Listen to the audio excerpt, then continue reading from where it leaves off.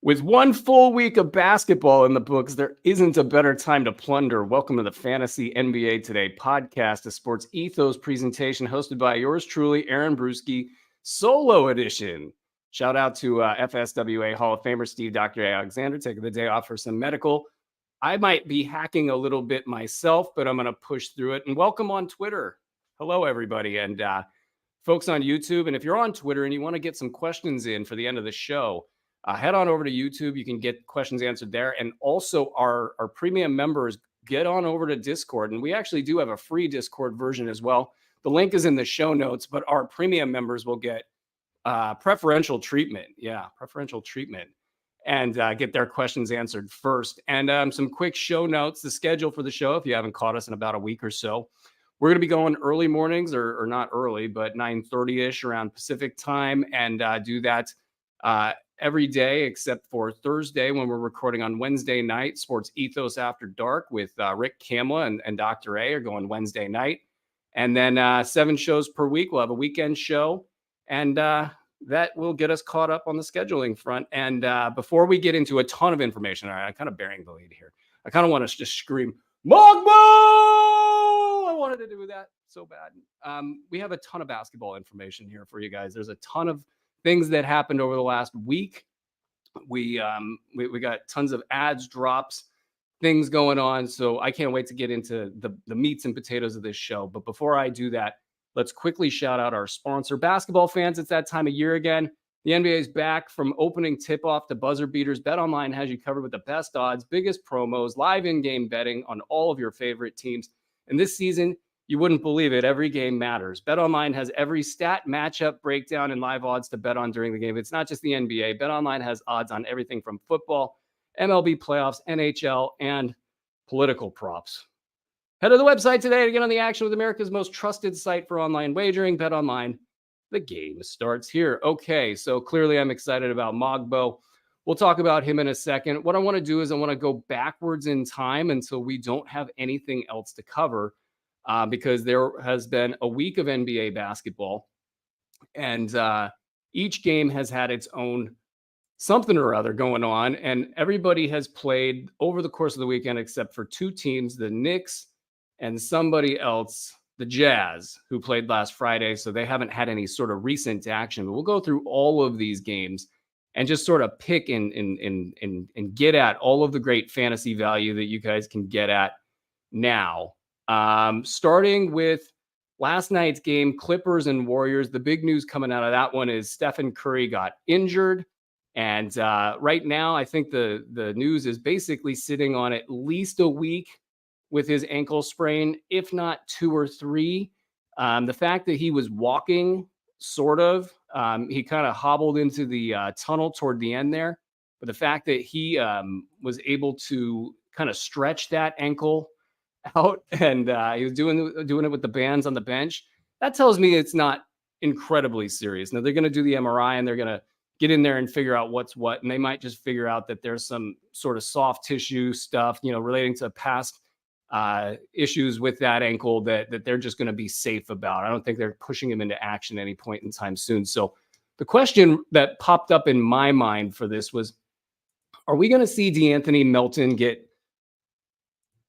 increased, by the Warriors? Are they going to give him more minutes? I wonder if his back injury coming out of preseason has been one of the more limiting factors for him. 8 points, 1 block, 2 threes in 17 minutes. I believe that was an improvement over the prior stat line. He's been the guy that hasn't come out of the gate strong for Golden State. The guy that has come out of the gate strong for Golden State's been Buddy Hield. Nothing extraordinary in his last stat line. 8 points, 3 of 14 shooting, so real bad there. 1 of 9 from deep, 6 boards, but he got you a steal and a block, and he's been very active in the box score so far. And it's kind of funny, but he just survives. Like, whether it was to the Indiana Pacers, he just survived. He didn't survive Philly, but at the very last game of their season, they put him in and he was actually pretty good. And so he kind of survived in that respect. But he is a 3-point shooter on a team that is dying to shoot threes. So I think Buddy Hield is probably the big winner of the who's going to be, valuable out of the conglomerate of guys that they brought in this season. Maybe more valuable than Pajemski, actually, who had another bad night, 4 points, 5 boards, 4 assists, 2 of 8 shooting. I don't think Pajemski is going to be bad this season from a reality basketball perspective. He might be a little confused with the new role because every time you can see he wants to jack a three because the coaches are telling him to, but his basketball mind is saying pump fake and get into the lane and create havoc. He's probably dealing with some A/B choices that aren't coming out correctly for him. So I think he will be better. But I think the big winner, other than Andrew Wiggins, by the way, who was available so late in drafts, 29 points in this last one, a steal and a block, 2 of 3 from the foul line, 5 of 8 from 3, 11 of 15 overall.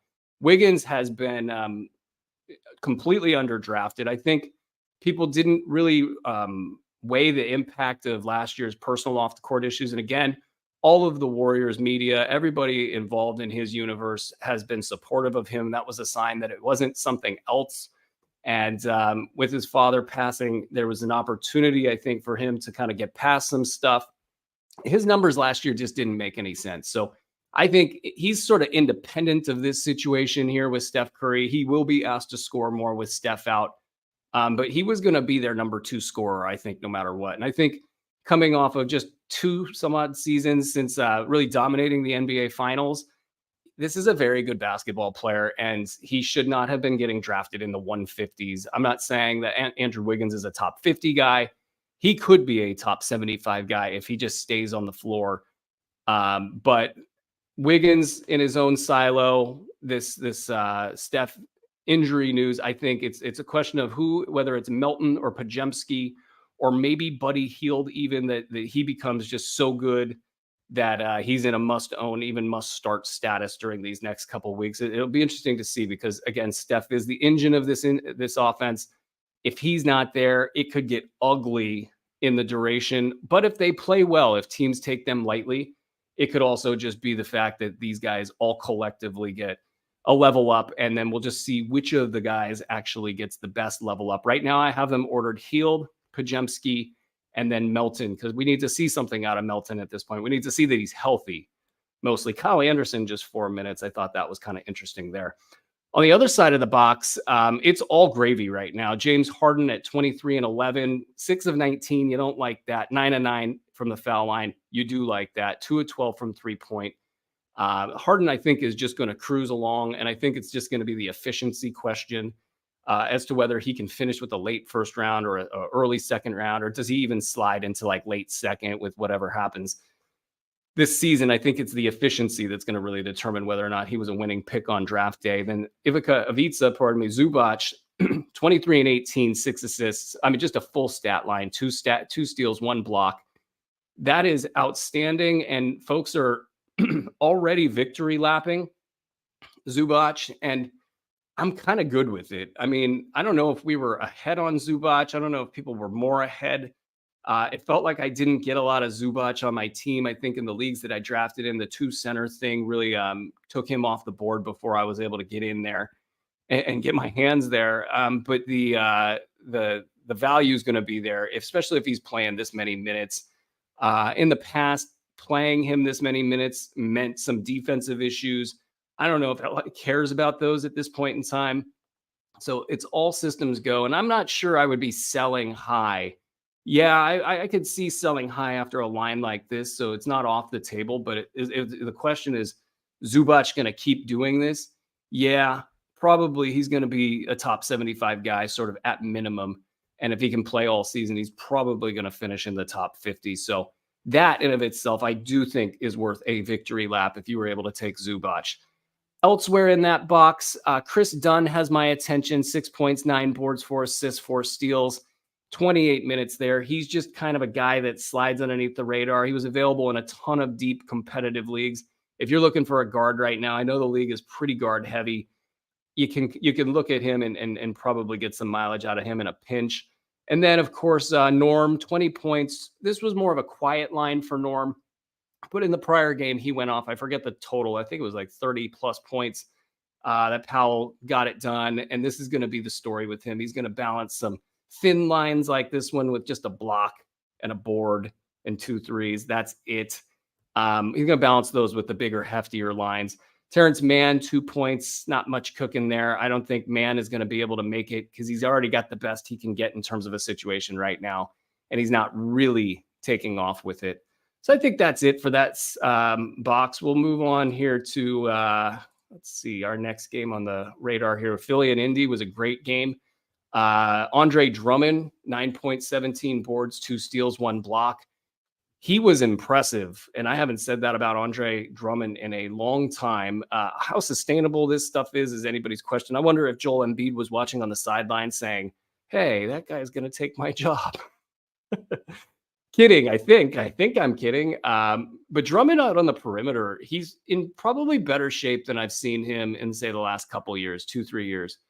He was out there thefting, thieving, stealing the ball. He picked Hallie so clean, and I forget who he picked earlier in the game, but it was impressive out there on the perimeter, just stealing the ball from guards. As long as Joel Embiid's out, you guys know the story there. He just might be better than people gave him credit for. Tyrese Maxey, 45 points, and he had his good game without the crew, and I think people have been sort of questioning that. Real good defensively in that game, just a monster stat line. Just waiting for the news on Paul George here and Embiid. And these guys are out there shooting around during games. They feel like they're close. I wonder if some of what the league has done to bring pressure to bear on these situations is an interesting one, because I actually think that Philly has a case to be made to not play their guys. There's like a self-preservation case that they can make. But the NBA getting involved is sort of like, hey, we don't want this like full-time rest schedule to be a thing. And then that brings me to the next question: are they going to investigate Kawhi Leonard for any of the 5 million things going on there? I don't think there's anything else worth talking about in Philly right now. You guys can correct me if I'm wrong, but Indy, for their sake, the Halliburton question is interesting because the stat lines haven't been that bad. I mean, they haven't been great. I think if you spent your first round pick on Halliburton, you have actually, you're a little pissed off about certain things. I'm not too worried about it. I think, though, it is interesting that Andrew Nembhard had 8 assists in this last game. Pascal Siakam had 6 assists. Halliburton had 2. I think that both the Sixers and the New York Knicks prior to that do have players that can bother a guy like Halliburton, but there are a lot of players in the NBA, period, that can bother a guy like Halliburton. What Halliburton does is he kind of hits you in waves with the up-tempo play wherever he's playing, and just sort of picking apart the game, not even the defense, just picking apart the game itself and getting, they feel cheap. They're not cheap because he's out there earning them, but like cheap assists, cheap points, going on a 5 3-pointer run, and then that ending up being an amazing stat line. I think the Tyrese Halliburton experience is sort of like that. And when he goes through these funks, he loses his confidence, like flat out. In last night's game, not only did yesterday's game, Andre Drummond picked him, and then in the kind of boneheaded decision by Caleb Martin to foul up 2 with like 9 seconds to go or whatever, big, huge moment for Halliburton to go to the line and drill a couple free throws, and he bricked the first one. And so I think he's in his own head right now, and I wonder if the fact that Nembhard is pretty damn good, like he can handle, he's got strength, and against aggressive defensive coverage, which is the kind of coverage that Halliburton gets, Nembhard's pretty effective. So I wonder if he and the team themselves, especially with Siakam getting there, might be kind of not pushing back per se, but if Halliburton isn't the outright best option, then maybe his assist totals do come down. Now, this, I think, is still a massive buy low moment for Tyrese Halliburton, and you got to just get in on that. This 3 games into the season, declarations about players and such, that's how you lose fantasy leagues. So I would be trying to get Halliburton everywhere I can, because again, he comes at you in waves, and those waves are massive. So like a wave for Halliburton is 10 plus assists. It's 5 threes in a game. It's a massive stat line with good efficiency. So this stuff, don't drop during the dip. Buy the dip with Tyrese Halliburton. I don't know that there's anything else catching my eye in this stat line, but keeping my eye on Isaiah Jackson to see if he can get the backup minutes in. Indy had just 6 minutes, but he is coming back from a hamstring injury. And if this stuff happened in, say, February, you would just be putting him on your bench and not worrying about it. Not sure that this is declarative of his value, but it's something that I am watching. And I did end up dropping a lot of my Isaiah Jackson shares for one Jonathan Mogbo over the weekend. We'll talk about that at some point in time here. Let's move on and let's see possibly what that next game might be. Oh, it's not that game. That's for sure. It's Milwaukee versus Brooklyn.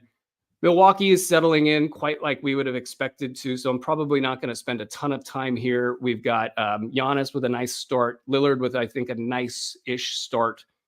Everything's sort of working out as you would expect in Milwaukee. Nothing to report in Milwaukee. Nothing to report there. We got to save time on some of these teams, so we'll push through right there. Brooklyn, Schroeder and Cam Thomas. Schroeder, I wished I had gotten more of Schroeder. I feel like his name value sort of carried him when people's faith might not have been there. I actually had the faith. I just had higher ranked players that I felt could help the team more. So I wasn't able to get any Schroeder. 29 points, 6 assists, 1 steal, 5 threes, 8 of 8 from the foul line. I just think he's the leadership guy that they're going to rely on and the guy that can actually do things. So I think he's going to be along with Cam Thomas, who's gone nuclear to start the season and making the Cam Thomas crowd extraordinarily happy. Shout out Dr. A. 32 points for Cam Thomas, 5 boards, 2 assists, 2 steals, 2 threes, 10 of 11 from the foul line. If you get this version of Cam Thomas all year long, he's a top 50 guy. Easy. If you get, that version of him for the entire season, you will have easily won the bet. It's just the question of the day. What's up with the last third of the season? And can they tank with Cam Thomas on the floor? Jalen Wilson watch, I think after the big 30-minute game has sort of simmered down. He had just 14 minutes. Clowney, 21 minutes, 13 points in an empty stat line, 3 triples, 4 boards, but no steals or blocks. So the Clowney moment hasn't hit yet. And it's kind of questionable whether it will hit. I think we all want it to hit. I didn't get any Clowney anywhere this year. And we'll just kind of see how this all plays out. Claxton, 10 and 11 with 2 blocks off the bench in 22 minutes. So even if the minutes aren't great, the numbers are at least coming. And that's a little bit of a silver lining there for what would be kind of an underwhelming start. New Orleans and Portland, we had Zion in the game. I don't think Zion's winning people over at this rate. 14 points, 4 assists, 1 block. Pretty inefficient. 8 of 10 from the foul line is actually good, but 3 of 12 from the field. Again, not winning but anybody over with these lines. Brandon Ingram's quasi-hot start slowed down a little bit. I mean, they lost in Portland. That's the big thing there. Yeah, they don't have DeJounte Murray. Yeah, they've got question marks surrounding the franchise. Portland is more or less tanking. I think they fielded a good squad last night with good effort. So maybe not the most surprising loss for New Orleans, but nonetheless, New Orleans at 2-1, they can survive this kind of a hit, but they can't survive that many hits before the ship starts turning south there. Daniel, I heard an enunciation from the intrepid Portland squad. It was Tice. So I don't know if Tice is in play anymore. I'm sure Andre can tell me, and I'm sure he's got 5 million notes for me in the chat that I haven't even looked at here. So please allow me. Well, now that I'm here, he does want me to make another Discord reference. So if you guys are watching the show and you want to get your questions answered, especially premium members who get preference, head on over to Discord with the link there in the show notes. But yeah, as far as switching screens here, the game itself, Yves Missi had a good game. That's something I'm watching for in New Orleans. 5 points, 2 steals, 2 blocks, 3 boards, 20 minutes. It's the steals and the blocks doing the heavy lifting there. That's what we want to see out of our young center who needs to get minutes. Carlo Matkovits, 4 minutes. I think he's out of the equation, so we don't have to worry so much there. Hawkins, 34 minutes, 17 points, 7 boards, 3 assists, 2 threes, 3 of 3 from the foul line. A big fat stat line there. He is the winner. I think the 3 of us, I forget who it was the other day that was kind of gambling on who would be the beneficiary. I think I said Alvarado in sort of a tongue-in-cheek just nod to one of my favorite players. He had a decent game, 111 and 4 assists for Jose Alvarado, but Hawkins is clearly the ad or the beneficiary here. And McCollum, 27 points, 4 boards, 4 steals, 3 threes, 4 of 6 from the foul line. Harkens back to that year he couldn't shoot free throws, but he's going to be a guy. And if you have him on your squad, I think you prepare all of your offers right now and just keep sending them out as much as you can so you can get off that ride as DeJounte Murray eventually comes back and it becomes his show. And who knows what happens with this team. I will add this, though. If McCollum somehow navigated all of this and at the end of the season had a good year, it would be kind of on brand for him. It's just not very likely. So I would definitely be making those offers. On the Portland side, you kind of looking, I'm almost more interested in the bench sometimes with this squad. Because, yes, Jeremy Grant, 28 points and a monster stat line, 2 steals, 4 blocks, all sorts of goodies in his stat line. We know Jeremy Grant can be good. He can be good for 2/3 of a season. So I'll CJ McCollum, prepare your offers and get them out there. That's your move all year long. Jeremy Grant has a good game, send an offer out. Kamara, 12 points, low-level stat line. Not really interested in that. Avdia, 11 points, 6 boards, 1 steal. It's a little bit of a struggle there. 8 and 17 and 12, 1 block. That's fine. Simons, 27 and 6, 5 threes, 6 of 6 from the foul line. Again, kind of the same boat as Jeremy Grant. I'm more interested in the back end of the roster. Clingan. I'm more interested in Donovan Clingan's 13 minutes than any of what I just said. 9 points, 9 boards, 2 blocks. I'm asking, can we put him in lineups consistently if we know that he's getting 13, 15, 17 minutes per game? Are we just assuming that he's going to get those 2 blocks and he's going to get something like 7 to 9 boards and who knows what else you get? But you're like, hey, in my deep league where I need centers, Clingan can be the guy.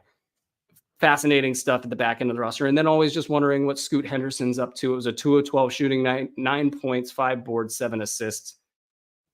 Tough sledding there for Scoot. I'm not advising a buy. That's for sure. I don't think he can make it there. And the last game from yesterday, I believe, was Atlanta and OKC.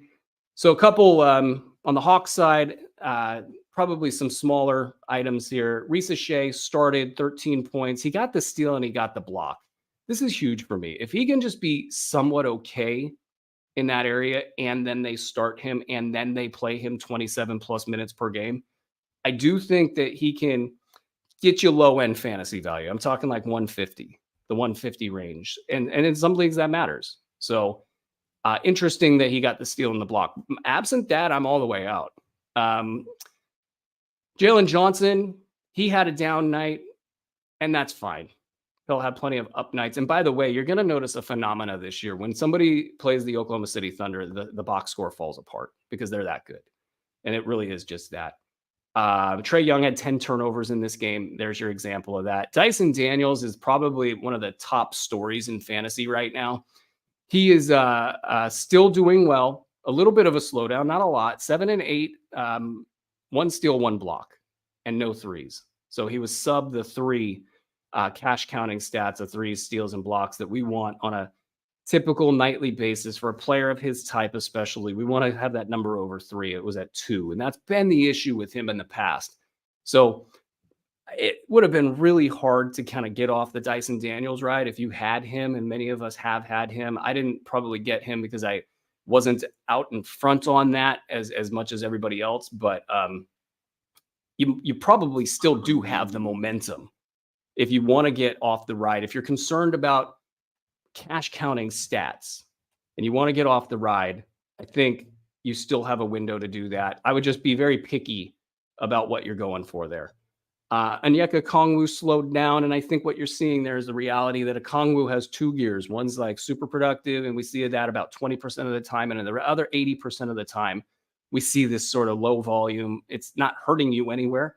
In some ways, it's helping you in places, but it's not the massive explosion. And again, the Oklahoma City Thunder, they're going to do that to people.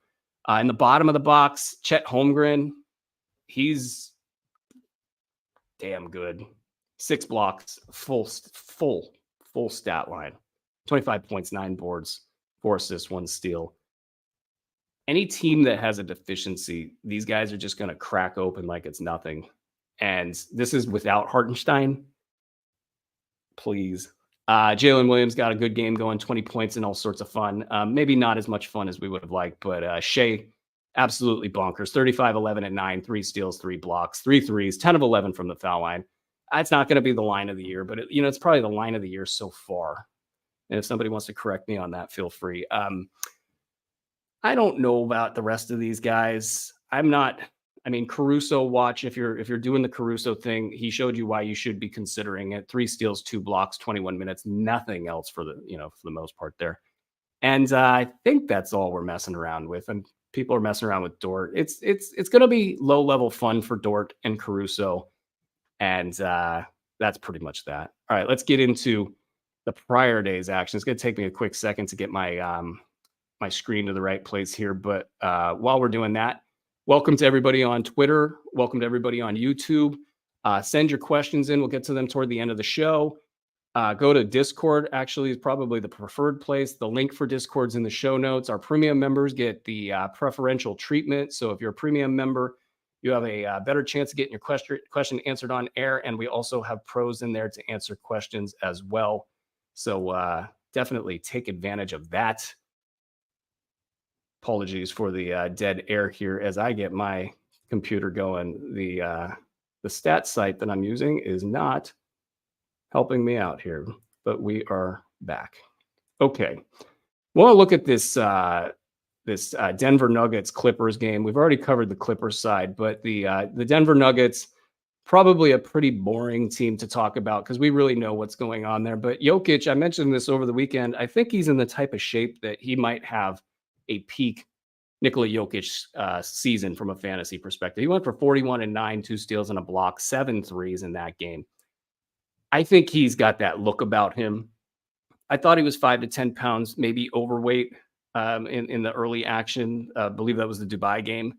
He looked real tan, like he was just kind of hanging out at the pool. And I thought maybe Jokic is going to be a little heavy this season. Well, no, that's not it. He looks like a tank out there that can move. He looks incredibly uncoverable is what he looks. And with the amount of help he's going to need this season, he's going to have to do it all himself. So just keep an eye on. There's a lot of Wemby mania out there. And I'm not sitting here saying that Wemby's anything different than what we thought on draft day, which is a historically good fantasy player that's putting Nikola Jokic in the rearview mirror in many ways, statistically speaking, by quite a bit, actually. So I'm not sitting there saying, oh, go Jokic now, not Wemby. Like that whole is Wemby going to get hurt conversation is its own conversation, blah, blah, blah, blah, blah. But what I am saying is, like, don't forget about Nikola Jokic. If he has a peak Jokic season, it will be devastating for opposing GMs. The real story, though, in Denver is probably Christian Braun. He didn't have the big buzzy game that he had the night before or the game before, but it was good. It was real good. It was 11.7 boards, 1 steal, 2 blocks, 1 3. And here's what I'm here to tell you. I don't know if the steals and the blocks and the threes are going to continue being the thing that they've been, which moves Christian Braun from being a sub 150 player to being possibly a top 75 guy. If this keeps up in this direction, he's not going to get this many blocks and this many steals as he's had. I don't know the total numbers off the top of my head, but he's averaging a solid number of steals and blocks and threes right now. That's not continuing. It's not sustainable. But what I'm here to tell you is that nobody is taking that guy's minutes. He will play whatever Michael Malone wants him to play the rest of the way. His only limit is whatever body, like that they don't want him wearing down. He's that good. He's that good defensively, offensively, for what they do in Denver and what they need him to be. He is just fine. I don't know if the steals and the blocks and threes are going to get there. I made significant bids to get Christian Braun in Fab, right in about the 150 to 1,000 out of 1,000 Fab dollar range. Nothing over the moon. I think there were some over the moon offers. I can't remember them off the top of my head, but like, that's a solid pickup and should be at the top of most pickup lists, or near the top, I should say, from the course of this first week of the season. He's not there anymore, I don't think, in your leagues, but great start for Christian Braun. Downstream, like Strother, I'm not mad at Strother's performance. 8 points, 2 steals, 2 threes, 16 minutes. That's fine. Peyton Watson, 12 minutes, nothing. That's not fine. But he's got 2 games under his belt. He didn't play anything in the preseason, so it's way too early to evaluate Watson. But I do think the pecking order is easily Brown way out in front by 5 miles, Strother next with some intrigue there because maybe he can keep cooking something up there.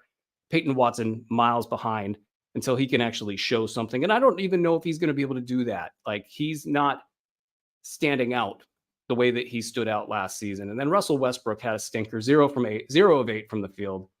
No surprises there. 2 steals, 1 block, 19 minutes. And not hit pieces, but the media is on to the what's going on in Denver with Michael Malone and the front office over there. All right, let's see what else we got cooking here. Looks like we've got Miami at Charlotte from over the weekend. So let's crack that open and remember what the heck our thoughts were here. We got Nikola Jovic kind of being a slow and steady option, getting significant minutes. I think if you need a low end forward in about the 150 range, he's your guy. Jimmy Butler and Bam Adebayo, some really weird stuff going on there early in that game where it was like, here we go again. They hadn't really taken any shots in the first quarter, and they ended up with 15 and 17 shots apiece in this game. So the shooting volume, not necessarily a question mark there. Jimmy had a big line, 26 points, 8 boards, 8 assists, 2 steals, 1 block. He didn't do well from the foul line, 11 of 17 there. So it probably masked a lot of what he did for you there. But he answered the question of, is this a bust pick? I know I had a lot of Jimmy Butler. I looked at everything that was going on with Jimmy Butler, and to me, it screamed, this is a guy that wants to prove himself. The emphasis for the Miami Heat, both in the media and internally, was that we want our guys to play a lot of games this year. I think it's a shit or get off the pot kind of a situation for Jimmy Butler in Miami, and I think he's going to cop a squat. I think he's going to sit down and play 72 games, and that for Jimmy Butler is probably top 25 value, maybe better. So Jimmy Butler was going 40, almost 50 early on in draft season. And then I think the momentum started to kick in a little bit. So 40-ish for Jimmy Butler with that top 20 potential, but some risk. You don't get anything in life without some risk. Adebayo is going to be a really tough season, I think. The reality for Bam Adebayo is that he's just not able to move and do enough of the things that a, quote, franchise player needs to do. And that's going to be a tough one for him. Tyler Hero, 22 points. He kind of got off the schneid. Rozier, 19 points. And the Charlotte Hornets will do this to a box score. They'll jazz it all up and let guys go off. Jaquez, 22 minutes, not really cutting it. So he's definitely a guy that's going to pop on and off of waiver wires because of the lack of statistical production. And then on the Charlotte side, LaMelo Ball, talk about victory laps. LaMelo Ball GMs, go ahead. Have at it. You guys get to have victory laps all season long until he gets hurt. And I hope he doesn't get hurt. I hope you guys have victory laps all season long because it's fun both watching him play and also watching the box score. 27, 8, and 7 with a steal and 2 threes, 7 of 8 from the foul line, a little inefficient on the shooting, but just so full of goodies. And this is not that great for him. So have fun. If you want to get off the ride, you got plenty of ramp, I think. With each passing game, you've got plenty of ramp. You got a lot of kind of control over how you want this to go. I do think you could get a second rounder in return, no problem. So if you want to get off the ride, I think you get a second rounder no matter what. And with each passing game, you can creep up into that upper second round, back end of the first round conversation and kind of figure out your offers at that point. Nothing really exciting after that. Trey Mann, I should not say that without saying Trey Mann's name. 14 points, 5 boards, 4 assists, 1 steal, 2 threes. As long as Brandon Miller is out, Trey Mann should be in somebody's lineup in your fantasy league. And it probably, the story goes just like that. Let's move this thing along to Boston at Detroit. And Boston at Detroit was disappointing from my Detroit Pistons bet, but that's okay. They've played well. That's all I care about. Boston, the usual suspects. I think, you're going to be kind of constantly looking at the bottom of this roster to see if a Peyton Pritchard can be valuable. The Sam Hausers of the world, he's been hurt. So if you picked up Sam Hauser on draft day, you might have dropped him. I dropped him in a bunch of places just to get onto the hot waiver wire pickup the day. And it's unfortunate because I do think that Hauser at some point will have this moment where it's like he's more than a 3-point shooter, and he will have the 3-point shooting, and it'll just get you a little bit of extra stuff and maybe be a top 100 guy during that span. Al Horford back on the board with a good game. It's going to be kind of alternating good games with bad games if you're Al Horford. And we move along to the Detroit side, where the Jalen Duren stuff is sort of top of mind for me. He got 2 blocks, 7 of 7 from the field, 15 and 9. This is a good game for Jalen Duren. I want to see those blocks. It's like literally the only thing I'm looking for at Jalen Duren's box score is the blocks. Cade, big line, 4 blocks. So far, so good for Cade. Jaden Ivey, 26 points. So far, so good for Jaden Ivey. And I think, Asar Thompson actually comes to mind before I get out of Detroit. I think it's probably going to be really tough sledding for Asar Thompson, whether it's if he can get cleared by the league. And they're not hurrying. They're going to take their time. I was reading somebody's deep dive on this topic, and basically other players who have been through this, the ones that had taken a couple years off, they're the ones that got clearance, and they're the ones that, still had issues for the rest of their career. Anything that starts to head into this direction for Asar is going to be met with significant safeties, as it should be. So it's a sad thing. But in terms of a fantasy analysis for this year, I'm just kind of fading it now, and I probably should have faded it more.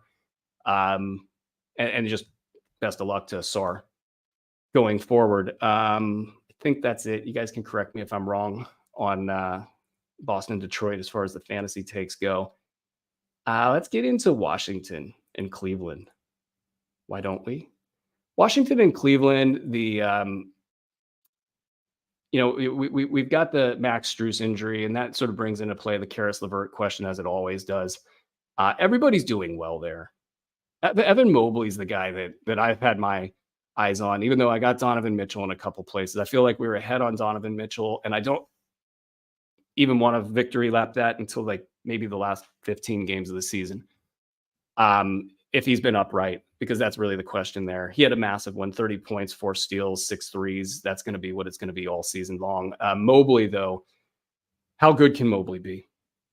Like, if Jared Allen, if anything happens to him, you're going to see even more from Evan Mobley. I had him projected inside the top 20. So I got a ton of Mobley on my teams, 13 and 13 with 4 assists, 2 blocks.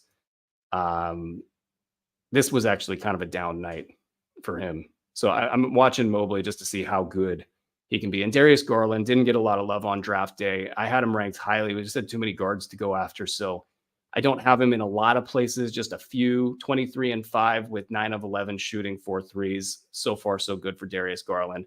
Again, this is against the Wizards, so you kind of got to take this with a grain of salt. And my Craig Porter pick's kind of sucking, and I don't like it. 3 minutes for Craig Porter. So down the stretch, at some point in time, you guys will remember this moment. When Craig Porter gets more than 3 minutes, you heard it here first, folks. You heard it here first. On the Wizards side, Jordan Poole, a little bit of a slowdown. Nothing too concerning. 14 and 6 in 24 minutes. So I got 3 steals, 4 threes. You're not going to complain about that line. Bilal Coulibaly, this line is not as good as it could have been. 23 points, 6 boards, 0 steals or blocks, but he had the 4 threes, 9 of 16 shooting. I think the key with Coulibaly is that he is willing to take shots, and he is pushing to take shots. And he is basically pushing to say that this is his team. I don't know what kind of a claim that is, but is it Kyle Kuzma's team? Kyle Kuzma doesn't want to be in Washington. Jordan Poole, does he care? Question mark? I don't know. But Bilal Coulibaly is young, and he's trying to prove himself, and he's sort of stepping into shots as if he's been given an ultra green light. That combined with the defensive stats and the three-point shooting, I think he's got top 100 the rest of the way. He shouldn't be on waiver wires. That's for sure. It's going to be messy. I think there's going to be games where you want to kick him off your team, but I think top 100 is the finish for Bilal. And he's somebody that I wanted to move up draft boards, and I didn't move him up as aggressively as I should have. So I think I got him in like one spot, and that's not great. Alexander Sarr, 12 and 6 with a steal and 2 blocks in 25 minutes. Look, these numbers will be messy as well, but that's fine.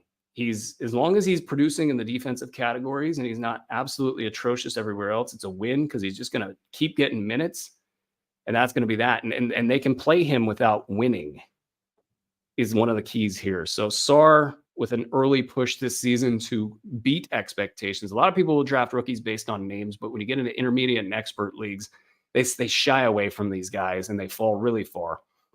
I don't want to say Sarr fell that far, and he was getting drafted above my projections for him. But I did actually take a stab in a couple spots on that sort of what if factor where you kind of throw caution to the wind and even caution your own rankings and say, hey, I'll take the young guy on a bad team that can possibly jump out of the gym and block a bunch of shots. So Washington, I think they're a little low-key interesting. And then JV with his 10 and 8 and a steal. If you need a big man that doesn't do much, but might give you low-end big man stats, he's probably going to be on and off the wire much of the year. Let's see what's up next. We got Oklahoma City and Chicago. Now, Chicago we haven't talked about, so let's get into that game real quick. I think my takeaway from Chicago so far this season is that Zach LaVine's bouncy. So there's that. And that's going to kind of slow down. If you wanted Zach LaVine to be a thing, or probably not Zach LaVine, you wanted Josh Giddey to be a thing, if you wanted Kobe White to be a thing, Zach LaVine being bouncy is going to delay that. And that's fine because both of those players, they're going to do just fine this year. I don't know that Giddey's going to hit expectations.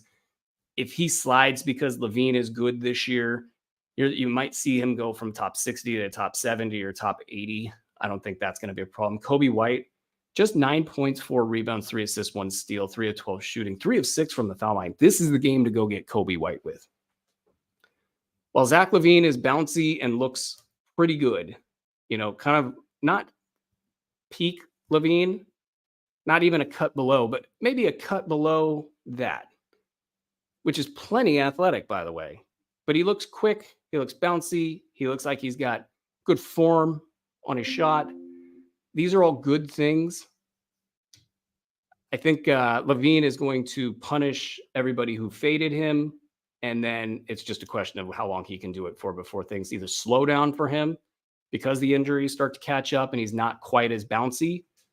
But Kobe White, he is not going to have a problem this season. He is going to just chug along. And if it's slow while LaVine is good, that's fine. He's got a top 50 finish in him, probably like a 75% chance at it. If he slides, it's like Giddey. It might be top 60, it might be top 70. You're not worried about any of that. I bet you somebody that drafted Kobe White that's not really in tune with what Kobe White is probably pretty worried after that one. So that's the time you want to float that offer. Bucelis, 7 minutes. He's not really playing right now. Jalen Smith, a slower outing. It's not what you wanted to see after some decent indicators early on. Jalen Smith, just 4.6 boards, 11 minutes. But again, this is against the Oklahoma City Thunder. The Chicago Bulls had 95 points in this game. I think especially early on when the Thunder are just miles better than everybody because they can just walk into the arena and just mow a team down, and the poor Chicago Bulls are still trying to figure it out. I think you might be dismissive of box scores, on these swing players. If you took Jalen Smith hoping to get 125 value out of him in a deeper league as a backup center, as many people did, this isn't the game to measure with. So I didn't drop Jalen Smith really at all. I don't think I dropped him anywhere.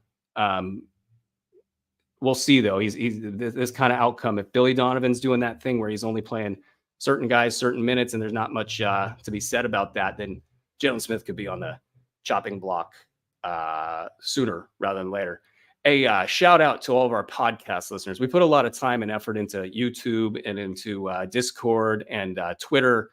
But our good old-fashioned podcast listeners, we want to thank you guys for listening. And if you like what you hear, please, at any point in time, drop us a 5-star review. And also get into Discord because we're going to be doing a ton of stuff in Discord here pretty soon. Okay, let's get out of the Chicago box score and let's get into Memphis and Orlando. I have a feeling there's a good amount of stuff to talk about in here that we haven't really hit so far. Orlando, I think Kentavious Caldwell-Pope was interesting. A little up and down start for him. 2 steals and a block. So he didn't completely go to sleep, but it was a terrible stat line otherwise. So I think an up and down start there. I'm not ready to weigh in on Banchero and kind of what he's got going on. And Franz Wagner has been hitting 3-point shots. So I think it's tempting early to say that Franz Wagner is going to be a win of a pick this year. He's a safe pick. So I don't know that there's a lot of like controversy or winners or losers here. But so far, so good for Franz Wagner. And he had 23 points with 4 threes, 7 boards, 3 assists, 2 steals. So a nice enough start there. Pardon me. Elsewhere, Mo Wagner is low key interesting. He just gets the low minutes and he gets productive in those low minutes. I don't know. That's the fantasy nerd in me just trying to nerd out and bring up something that's not really that important. Suggs had a good game. 21 points, 4 steals, 1 block, 5 threes, all sorts of goodies. He pops off every once in a while. And if he starts popping off like this more often, I think we'll give him a little bit more attention for what he's doing. Jaren Jackson Jr. got back, low end line, first game back. Really don't care much there. Zach Edey, though, 7 points, 1 board, 13 minutes. I was seeing Edey come off the board at 50, folks. 50 in fantasy leagues. I think I had him outside of the 150 or pretty close. And it was a struggle to get him there. It was to basically say, I don't know what he can do. Maybe he can do something. This might be a death knell to his fantasy value, because this is the kind of thing that can't happen when you're not also bringing it. Maybe there's some upside beyond that. Maybe I'm selling that a little bit short, but this one was a kind of a death knell game, I think, for his early season value.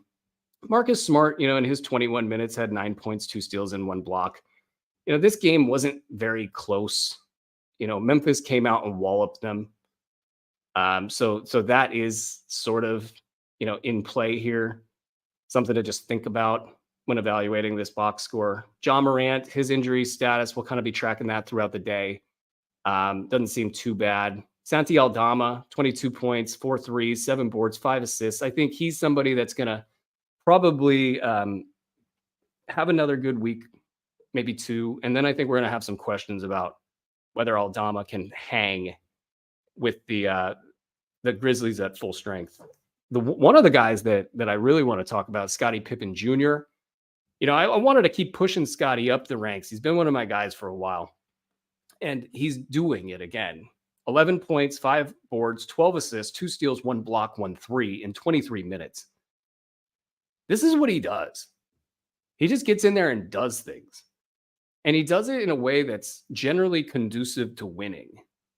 There's a reason that they gave him the contract, and I'm surprised that it took as long as it did.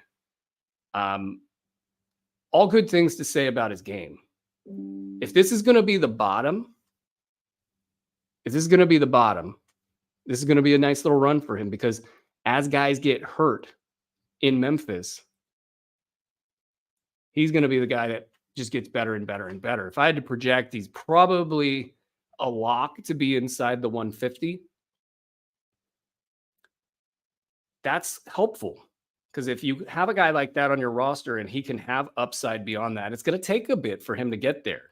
This is a stacked Memphis Grizzlies team for the most part, though they're already facing some attrition. But, in their decision making, like if they wanted to try to do something to move Marcus Smart, if they wanted to, get rid of a piece or like add a piece, whatever the equation may be, and they look down at their bench and they see Scottie Pippen Jr., and they say, hey, we have a good backup point guard, so we don't need to fortify at that position. We could go get aggressive elsewhere. That could lead to more minutes for Scottie Pippen Jr. Jay Huff, quick name check, make sure that is a J. 18 points, 3 threes. I don't know. You got to be in a 30-team league before you got to consider something like that. All right. I think that's a good amount from that game. Let's see what we get here at the Minnesota-Toronto game so I can scream, Mogbo! I don't want to wake the neighbors, so to speak. But the Mogbo stuff is massive, guys. I can't sit here and say that Mogbo is going to be guaranteed to just be great in fantasy leagues. But what Mogbo has done is put down some film that to me is truly kind of spectacular. It's spectacular in this even kind of funny way in that he is out there kicking the ball around the yard, like a rookie, just doing his thing. But he is by far one of the most athletic players that I've seen in the NBA. He makes Scotty Barnes look smaller. And he has the quickness, probably more quickness than a Scotty Barnes. He's able to get out there and create deflections. He's able to get out there and get rebounds. He's able to go out there and get steals and blocks. On Friday against Philly, he had 12 points, 9 boards, 5 assists, 3 blocks, 2 steals.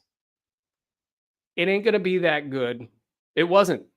The very next game, 9 minutes, 2 points, 3 boards, 2 steals.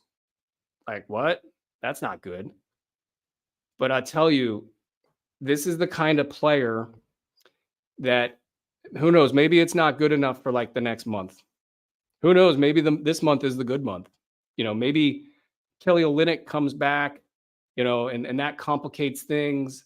And, they're not yet in the full tank, and they're just not going Mogbo. I totally get that. If you're looking for a big swing, this is the guy. I can't tell you it's going to happen tomorrow. I can't tell you it's going to happen the next day. I can't tell you anything. He had 9 minutes on Saturday. Got you 2 steals. But as far as the development of a player, Darko Rajakovic seems to really love this guy. Ryan Wolstadt of the Toronto Sun, who's been covering this team for 15 years, I'm paraphrasing, but in the preseason said this guy deserves a rotation spot. He has been nothing but good when on the floor since then. He is very raw. They're encouraging him to make plays. Like, he's not getting yanked when he catches the short roll and sees that nobody's covering him and decides to take 2 steps toward the hoop and fling up a floater that barely went in the vicinity of the hoop. Like, nobody's like, why'd you do that, man? They're like, do it again, please. And he stands out in the corner, spaced out as a wing, and teams aren't doing anything to defend him because they're not afraid at all of him shooting. And he's still taking the ball and driving and making good things happen. He's got this weird thing where he can't dribble near anybody, but he can dribble on the fast break pretty well. He can pass pretty well.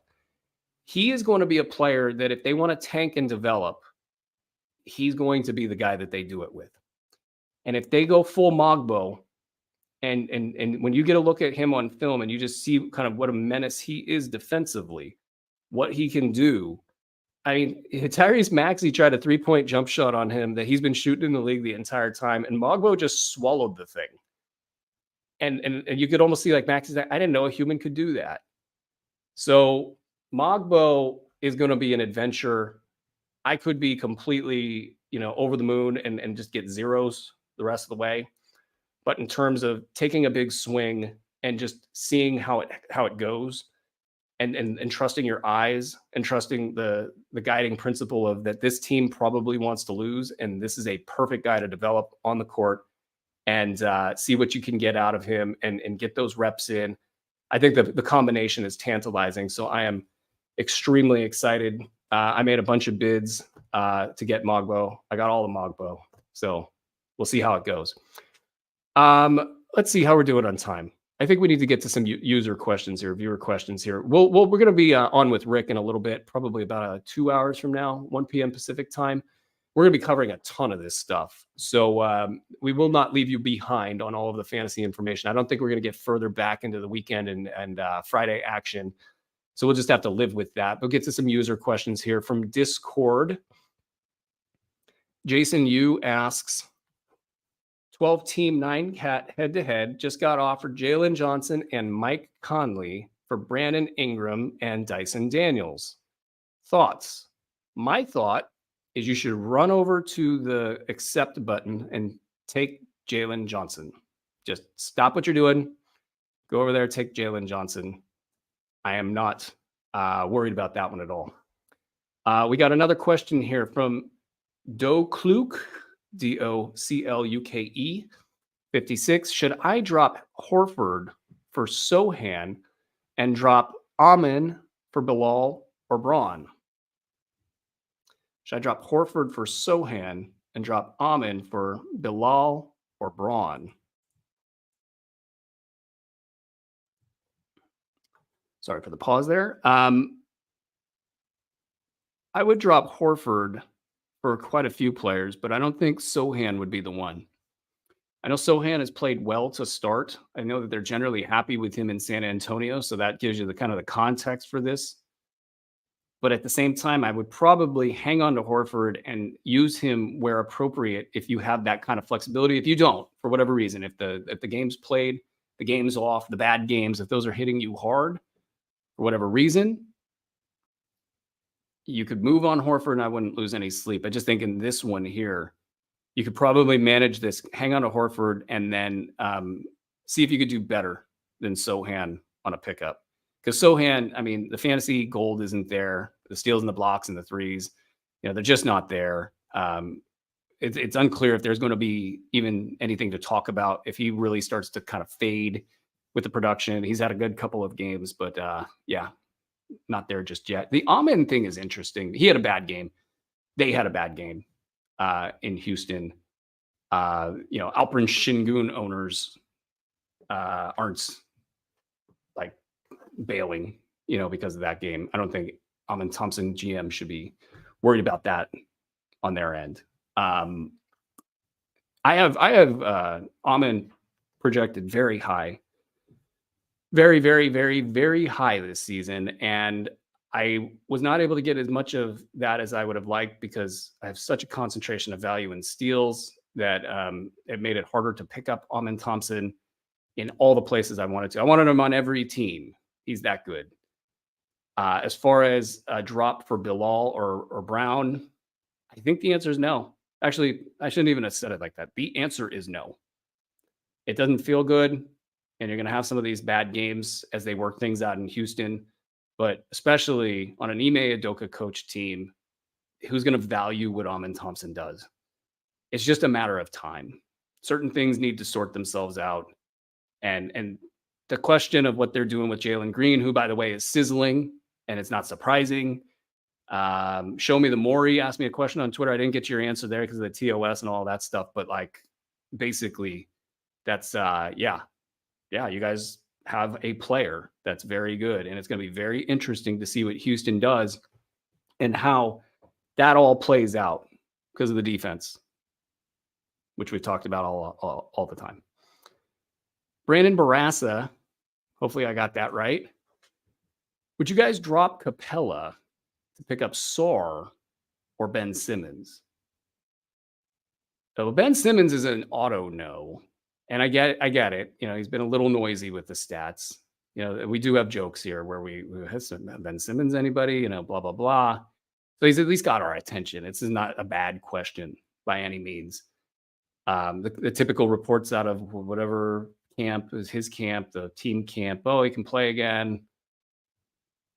No, we're just not there. I mean, even if he was able to cross the threshold of playing very well, then we would be at the injury threshold. And the two things, I mean, you can't have it all. You got to have one of those boxes, or you got to have, if you're in Ben Simmons' case, you got to have both of those boxes checked.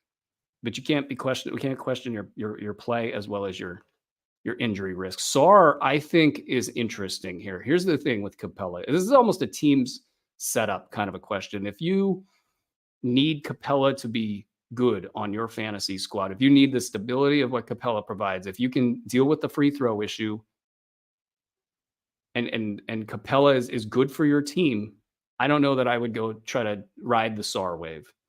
I think the Sarr wave probably lands right where the Capella waiting pool to finish the metaphor. That's where this ends for Sarr. And the I guess if you wanted to kind of play this out a little further in terms of being pro Sarr, you might say, oh, he's not likely to be as injured, or he doesn't have as much injury risk as a Capella has. So I think though, if you've got the center position sort of nailed down and Capella is sort of a nice little backup for you, if Capella is contributing to your team sometimes for whatever reason based on your various strategies, and you want to go for an upside guy, I think Sarr in a really good scenario, like a really good scenario, might do something like top 70 in a 9-cat league and not carry the risk that Capella has. So I think maybe you could squint and find a strategy there, but it really does come down to that team build. Again, we're going to be back in a couple hours with Rick Kamla for more of a lineups focused show. And we'll also be talking about the entire league. So there's a lot to go through. I mean, we could probably be on air for 4 hours. Maybe that's something we should look into, but just a lot to cover. So come back at 1 p.m. for more. Question from Tino. Is Colin Sexton a hold or a drop? Colin Sexton is most definitely a hold. Utah is going to be messy all season long.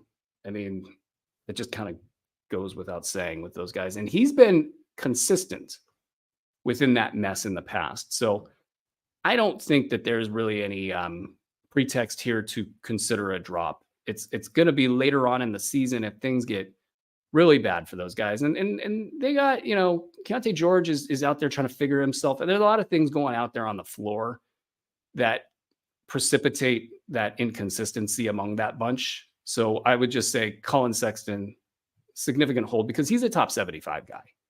He can even go top 60 really easily. And it's not going to take a lot of change of trajectory. Like, he is what he is, and they have used him the way that they have used him. And I don't see any scenario where they use him differently. So I think Colin Sexton is definitively a hold. Can.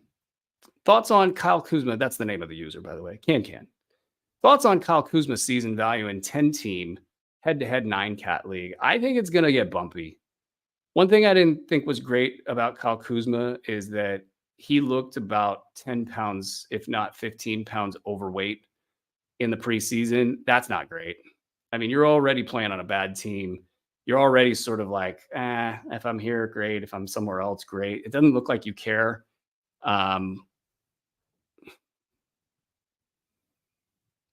Yeah, I'll leave it at that. Aside from that, in a 9-cat league, the turnover issue starts to become an issue. And then just whatever you think about the end of the season, it's like even getting to the end of the season, is he going to be able to produce at a 10-team level? I mean, he's probably outside of the top 100 this season. And in a 10-team situation, I would say this: try to get, if you have Kyle Kuzma on your team, find it whenever the good games hit, just try to move him. That'll be the best play there. Okay, well, let's go. Reba0922. Would you drop DiVincenzo or Avdia for Josh Hart or Nick Richards in a 10-team 9-cat where you're punting both free throws and threes? Okay, you're doing your homework. I like it. If you're punting 3-pointers, DiVincenzo is somebody you should try to trade because there's value there.